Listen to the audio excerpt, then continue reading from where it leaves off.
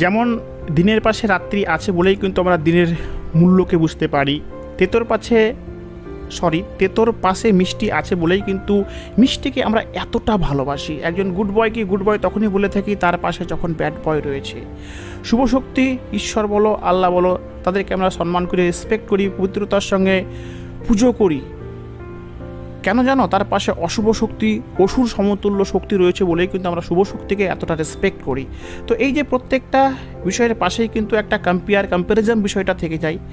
এসব কম্প্যারিজমের ফলেই কিন্তু আমরা শুভ শক্তিকে রেসপেক্ট করে থাকি, ভালোকে ভালো বলে থাকি, দিনকে এতটা মূল্য দিয়ে থাকি, মিষ্টিকে এতটা প্রায়োরিটি দিয়ে থাকি। অনুরূপভাবে তুমি সে মানুষটার কাছে কতটা ভ্যালুয়েবল সে বিষয়টা তখনই প্রমাণিত হবে যখন সে মানুষটা তোমাকে ছেড়ে চলে যাওয়ার পরে নতুন কোনো সম্পর্কের মাঝে যুক্ত হয়ে সেই নতুন মানুষটা পুরনো হয়ে যাওয়াকালীন সে মানুষটার দ্বারা যন্ত্রণা পাবে, কষ্ট পাবে, সে মানুষটার সঙ্গে তোমাকে কম্পেয়ার করবে।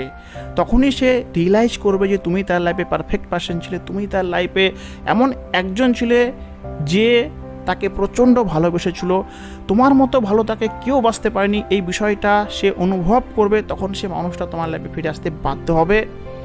আর আমি বিশ্বাস করি তুমি পারফেক্ট, কেননা তুমি সে মানুষটিকে প্রচণ্ড ভালোবেসেছিলে। এবং পারফেক্ট শব্দটা কিন্তু এখানে সে অর্থে ব্যবহার করছি না যে একটা মানুষ সব দিক থেকে পারফেক্ট হয়, কেউ সব দিক থেকে পারফেক্ট হয় না।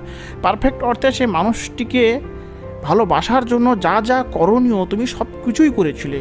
ভালোবাসার সম্পর্কে আমি তোমাকে এই হিসাবেই পারফেক্ট বলছি। সো তুমি পারফেক্ট, তোমার কাছে তাকে ফিরে আসতে হবে এবং তোমার এই মূল্যকে বোঝার জন্য সে নতুন কোনো সম্পর্কে গেছে, তাকে যেতে দাও, চিন্তা করো না। তোমার নিজের প্রতি আত্মবিশ্বাসকে ধরে রেখো, নিজের ওপরে একটু কাজ করো, কান্নাকাটি করে সে মানুষটার পথ চেয়ে বসে থেকো না। আর সময়ের সঙ্গে সঙ্গে সবাই পূর্ণ হবে, সবার মধ্যেই দোষ ত্রুটিতে পরিপূর্ণ।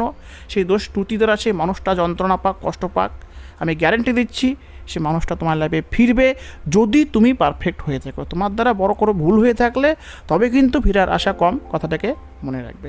ভিডিও এই অবধি। কেমন লাগলো ভিডিও অবশ্যই তোমরা তোমাদের কমেন্ট তুলে ধরো। আর আরেকটা কথা না বলেই না, সেটা হচ্ছে আমি আমার পুরনো দুটো চ্যানেলে আর ভিডিও আপলোড করি না, নতুন চ্যানেলে এই সমস্ত ভিডিও দিতে শুরু করেছি।